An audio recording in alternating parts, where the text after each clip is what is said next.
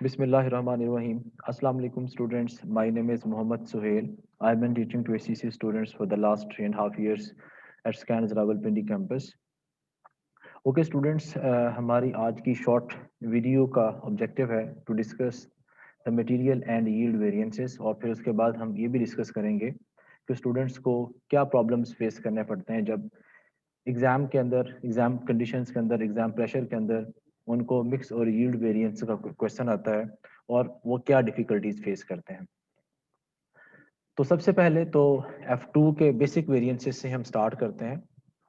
Basically F2 में हमने material का टोटल वेरिएंस डिस्कस किया था और हमने ये डिस्कस किया था कि मटेरियल की कितनी cost as per standard cost card incur होनी चाहिए और कितनी कॉस्ट इनकर हुई, और उन दोनों में जो डिफरेंस है उसको हमने कहा था कि ये मटेरियल का टोटल वेरिएंस है। फिर उसके बाद हमने ये भी डिस्कस किया था कि मटेरियल के टोटल वेरिएंस के अराइज होने की दो पॉसिबल रीजंस होती हैं, एक मटेरियल का प्राइस वेरिएंस और दूसरा मटेरियल का यूजेज वेरिएंस। के स्टूडेंट्स, अगर प्राइस में डिफरेंस की वजह से कि as per standard cost card क्या प्राइस हमें पे करनी चाहिए थी और पर केजी हमने क्या प्राइस पे की, अगर इन दोनों में डिफरेंस है तो इसका एक्चुअल क्वांटिटी जो टोटल परचेज हुई है उसकी कॉस्ट के ऊपर क्या इफेक्ट हुआ और अल्टीमेटली हमारे प्रॉफिट के ऊपर क्या इफेक्ट हुआ।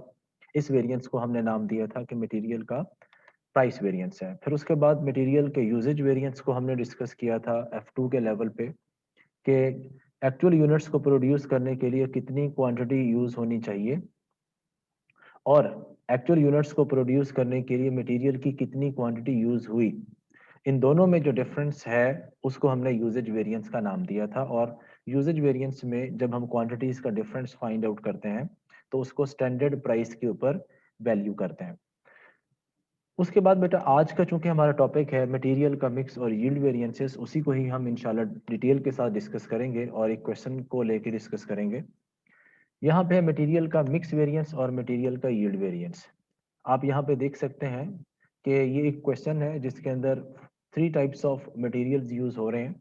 जिस तरह स्टैंडर्ड कॉस्ट कार्ड आपको दिया हुआ है 9 लीटर्स ऑफ आउटपुट के लिए, जो आपके पास रॉ मटेरियल है, जो क्वांटिटीज हैं वो 4 litres of D at the rate of $9 पर लीटर यूज होना चाहिए। इसी तरह से 3.5 litres of E at the rate of $5 पर लीटर यूज होना चाहिए और 2.5 litres at the rate of F at the rate of $2 पर लीटर यूज होने चाहिए। अब यहाँ पे अगर आप देखें तो इस प्रोडक्ट को प्रोड्यूस करने के लिए एक से ज्यादा टाइप्स के रॉ मटेरियल्स यूज हो रहे हैं। अब ये जो मिक्स वेरिएंस है ये डिफाइन करता है कि जिस प्रोपोर्शन में, जिस स्टैंडर्ड मिक्स में ये क्वांटिटीज डिफरेंट इंग्रेडिएंट्स की, डिफरेंट कंपोनेंट्स की यूज होनी चाहिए, क्या एक्चुअल में उसी मिक्स में ही वो क्वांटिटीज यूज हुई हैं। अगर तो एक्चुअल मिक्स में भी उसी तरह से ही क्वांटिटीज यूज हुई हैं फिर तो मटेरियल के मिक्स के चेंज होने की वजह से मटेरियल की कॉस्ट के ऊपर कोई इफेक्ट नहीं हुआ होगा। लेकिन अगर स्टैंडर्ड कॉस्ट कार्ड के मुताबिक अगर डिफरेंट प्रोपोर्शंस में जो यूनिट्स जो है वो यूज होने चाहिए थे, जो क्वांटिटीज यूज होनी चाहिए थी, अगर एक्चुअल मिक्स में हमने उसे डेविएट किया, चेंज किया, और एक्चुअल मिक्स के चेंज होने की वजह से अगर हमारी कॉस्ट के ऊपर इफेक्ट हुआ तो उसको मटेरियल का मिक्स वेरिएंस कहा जाता है। फिर उसके बाद मटेरियल का यील्ड वेरिएंस जो है इसमें हम ये कैलकुलेट करते हैं कि कितने एक्चुअल यूनिट्स को प्रोड्यूस करने के लिए कितनी क्वांटिटी यूज होनी चाहिए थी और एक्चुअल में उस मटेरियल की कितनी क्वांटिटी यूज हुई। अगर इन दोनों में डिफरेंस है तो उस डिफरेंस को हम मटेरियल का यील्ड वेरिएंस कहते हैं। अब जिस तरह से यहाँ पे आप देख सकते हैं क्वेश्चन जिसको भी हम डिस्कस भी कर रहे थे, तो इसमें सबसे पहले हम ऐसा करते हैं कि ये लर्न करते हैं कि मटेरियल का मिक्स वेरिएंस जो है वो कैसे कैलकुलेट किया जा सकता है। इसमें सबसे पहले तो बेटा आप ये देख लें कि जो रॉ मटेरियल्स यूज हो रहे हैं वो कौन कौन से हैं। अगर इस स्टैंडर्ड कॉस्ट कार्ड में आप देखें तो 3 types of raw materials are being used. एक मटेरियल डी है, दूसरा ई है और उसके बाद थर्ड है एफ। फिर उसके बाद हम ये देखेंगे कि इस स्टैंडर्ड कॉस्ट कार्ड के मुताबिक कितनी कितनी क्वांटिटीज एक यूनिट को या 9 लीटर्स ऑफ आउटपुट को प्रोड्यूस करने के लिए यूज होनी चाहिए। अब इसमें मटेरियल डी देखें, उसमें 4 लीटर्स यूज होने चाहिए।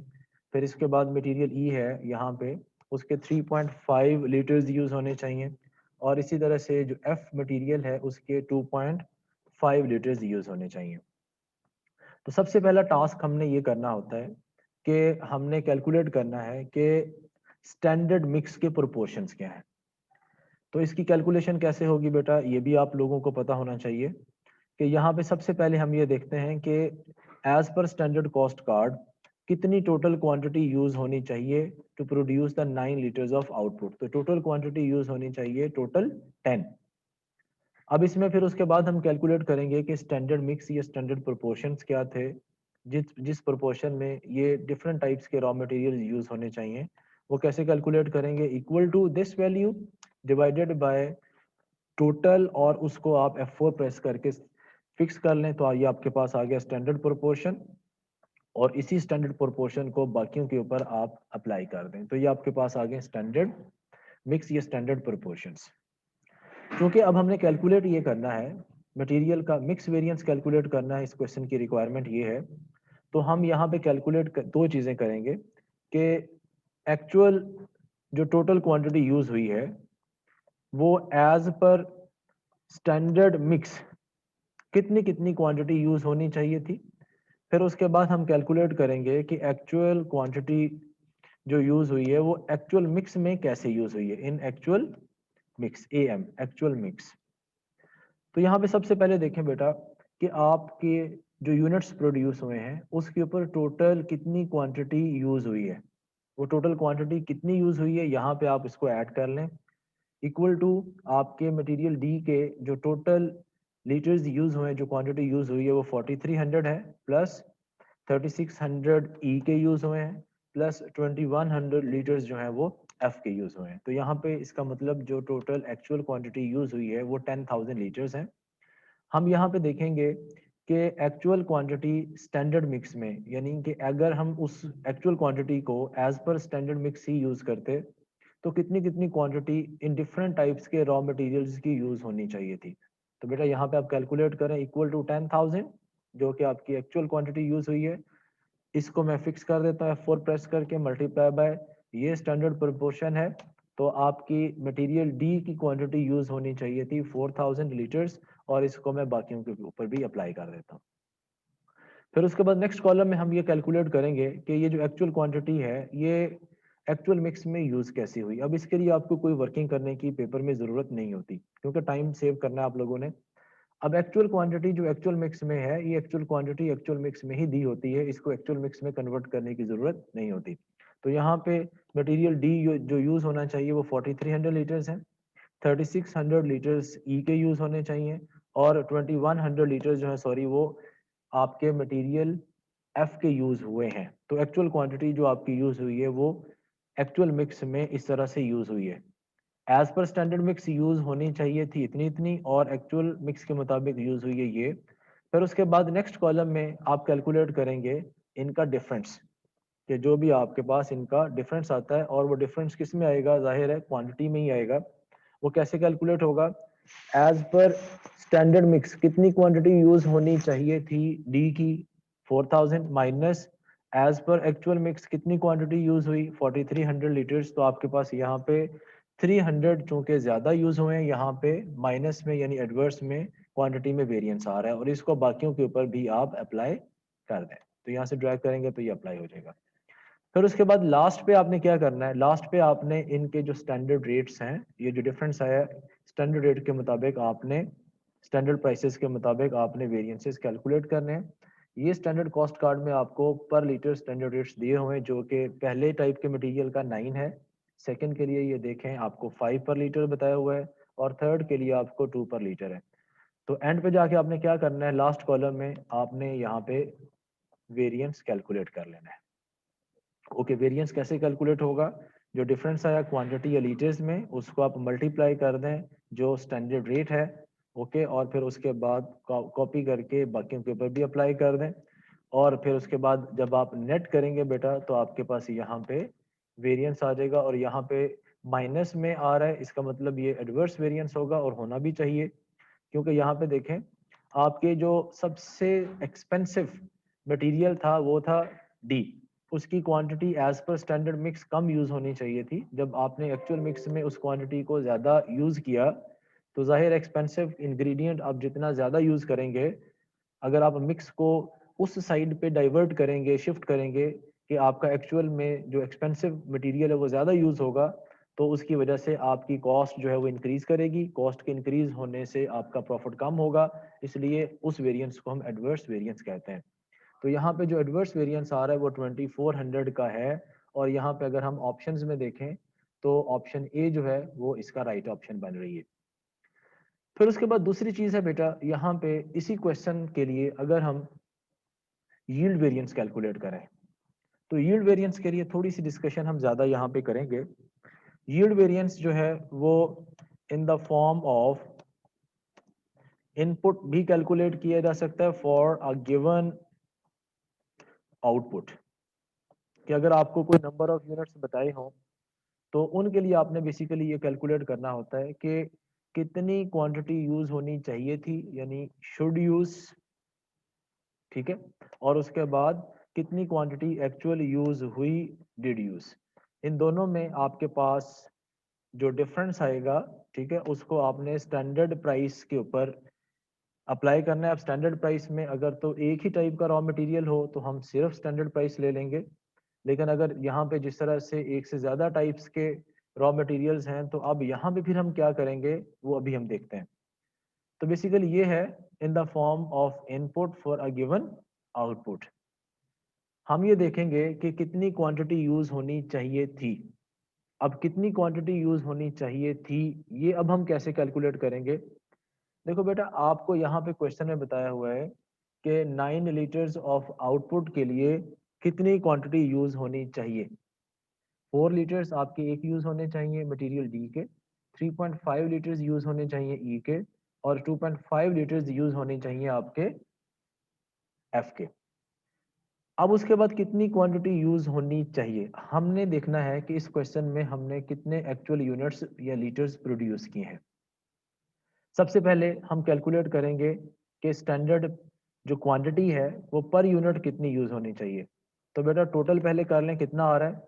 ये आपके पास आ रहा है 4 प्लस दूसरी क्वांटिटी है 3.5 प्लस थर्ड है आपके पास 2.5। तो टोटल एक यूनिट को, सॉरी 9 लीटर्स ऑफ आउटपुट के लिए कितनी क्वांटिटी यूज होनी चाहिए थी, 10 लीटर्स। ओके जी। फिर उसके बाद जो एक्चुअल यूनिट्स प्रोड्यूस हुए हैं उनके ऊपर कितनी क्वांटिटी यूज होनी चाहिए थी।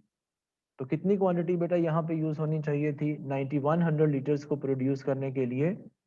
तो अगर एक 9 लीटर्स ऑफ आउटपुट के लिए 10 यूज होने चाहिए थे, तो 9100 लीटर्स जो एक्चुअल क्वांटिटी यूज हुई है उसके लिए कितनी क्वांटिटी जो है वो रॉ मटेरियल की यूज होनी चाहिए। तो बेटा इसकी कैलकुलेशन हम कैसे करेंगे, देखें जरा।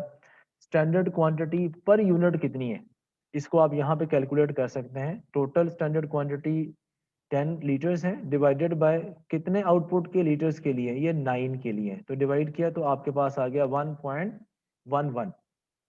यानी 1.11 का मतलब ये है कि अगर हम एक यूनिट या एक लीटर आउटपुट का प्रोड्यूस करेंगे तो उसके ऊपर रॉ मटेरियल ऑन एवरेज कितना यूज होना चाहिए, 1.11। तो शुड यूज क्वांटिटी में 9100 लीटर्स हमने प्रोड्यूस किए हैं, और एक लीटर के ऊपर कितनी क्वांटिटी रॉ मटेरियल की यूज होनी चाहिए, वो आपके पास आ गई यहाँ पे 10111.11। फिर उसके बाद इसका कंपैरिजन होगा कि कितनी क्वांटिटी हमने यूज की है। तो वो बेटा कैसे कैलकुलेट करेंगे, यहाँ पे देखें आपको दिया हुआ है क्वेश्चन में कि एक्चुअल क्वांटिटी कितनी कितनी यूज हुई है। 4300 है, प्लस 3600 है, प्लस आपके पास है 2100। तो कितनी क्वांटिटी टोटल यूज हुई है, 10,000। यूज होनी चाहिए थी ज्यादा, यूज हुई है कम, तो यहाँ पे आपके पास जो डिफरेंस आ रहा है, should use minus did use, difference आ गया 111.11। फिर उसके बाद बेटा जहाँ पे हम in the form of input calculate करते हैं, वहां पे इसकी कैलकुलेशन कैसे होगी, इनपुट की फॉर्म में। यहाँ पे हमने वेटेड एवरेज रेट कैलकुलेट करना होता है। यहाँ पे मैं लिख भी देता हूँ, weighted average rate per litre of input, या weighted average cost per litre of input. तो बेटा यहाँ पे कैलकुलेशन इसकी कैसे होगी, देखो इस क्वेश्चन के स्टैंडर्ड कॉस्ट कार्ड में जितनी भी क्वांटिटी यूज हो रही है, ठीक है, उसके ऊपर टोटल कॉस्ट एज कितनी यूज हो रही है, 9 लीटर्स ऑफ आउटपुट के लिए वो है 58.50, ठीक है। चूंकि हम इनपुट की फॉर्म में कैलकुलेट कर रहे हैं, इसलिए इस टोटल कॉस्ट को जो कि 58.5 है, इसको हम डिवाइड करेंगे as per this standard cost card कितनी क्वांटिटी इनपुट की या रॉ मटेरियल की टोटल यूज हुई है। तो वो आपके पास है 4 प्लस 3.5 प्लस 2.5, तो 10 आपके पास आ रही थी। तो आपके पास पर litre of input average cost कितनी आ रही है, 5.85। तो यहाँ पे आप बेटा कैलकुलेट कर सकते हैं कि उसका वेरिएंस कितना आ रहा है। तो कैसे कैलकुलेट करेंगे, इस डिफरेंस को मल्टीप्लाई कर देंगे इस वेटेड रेट के साथ।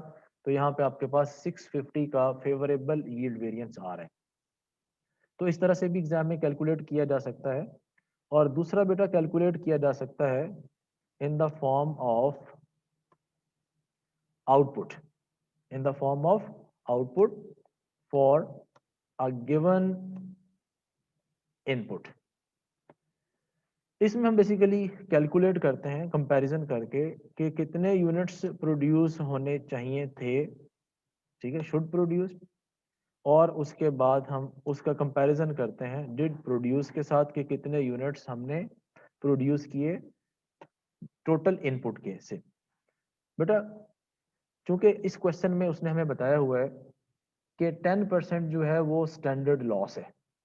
तो इसका मतलब ये है कि अगर हम 100 किलोग्राम्स या 100 लीटर्स इनपुट लगाएंगे तो उसका 90% जो है वो हमारे पास आउटपुट की शक्ल में आना चाहिए।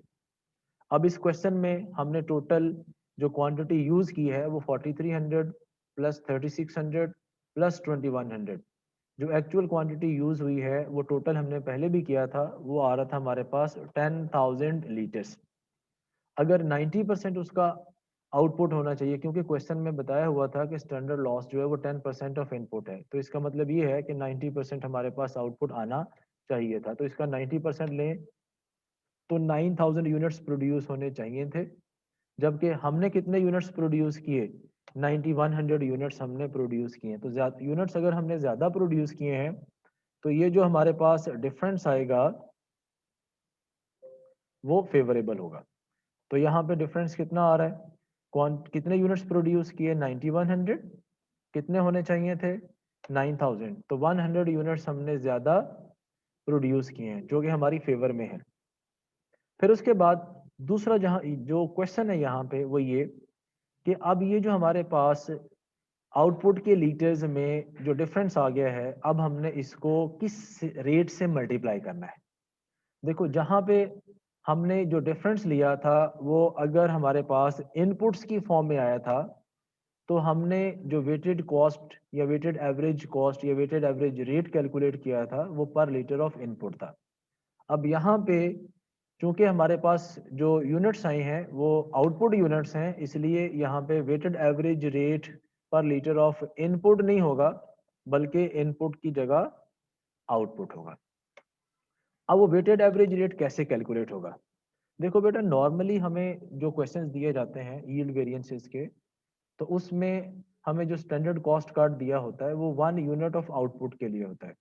तो उसमें हम स्ट्रेट अवे ये जो टोटल कॉस्ट इनकर होती है वो उठाते हैं, अप्लाई करते हैं और उसके बाद वेरिएंस की कैलकुलेशन कर लेते हैं।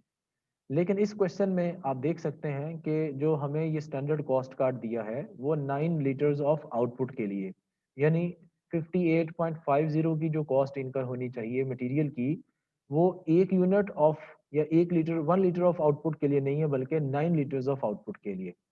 तो पर लीटर ऑफ आउटपुट कॉस्ट कैसे कैलकुलेट करेंगे, इक्वल टू 58.50 डिवाइडेड बाय 9। तो ये आपके पास क्या आ गया, 6.5, राइट। तो यहाँ पे अब आप वेरिएंस कैलकुलेट कर सकते हैं। और वेरिएंस कैसे कैलकुलेट करेंगे, जो डिफरेंस आपके पास आया है 100 लीटर्स ऑफ आउटपुट का, इसको मल्टीप्लाई करेंगे average cost per litre of output के साथ। तो बेटा आपके पास फिर वही आंसर आ जाएगा जो आपने इनपुट की फॉर्म में कैलकुलेट किया था और हम आपके पास आंसर आया था। तो दोनों तरह से आप यील्ड वेरिएंस कैलकुलेट कर सकते हैं। बस यहाँ पे एग्जाम में सिर्फ इस चीज़ का आप लोगों ने ख्याल रखना है कि जो आपको स्टैंडर्ड कॉस्ट कार्ड दिया जा रहा है, क्या वो 1 लीटर या 1 यूनिट ऑफ आउटपुट के लिए है, या अदर देन 1 यूनिट और 1 लीटर ऑफ आउटपुट है। तो जितना भी आपको दिया हो तो आपने ये फॉर्मूला याद रखना है कि जो आपको टोटल स्टैंडर्ड कॉस्ट दी हुई है अगर आप आउटपुट्स की शक्ल में कैलकुलेट कर रहे हैं फॉर अ गिवन इनपुट, तो उस सिचुएशन में आपने उस टोटल कॉस्ट को डिवाइड करना है जितने यूनिट्स ऑफ आउटपुट के लिए आपको ये स्टैंडर्ड कॉस्ट कार्ड दिया हुआ है।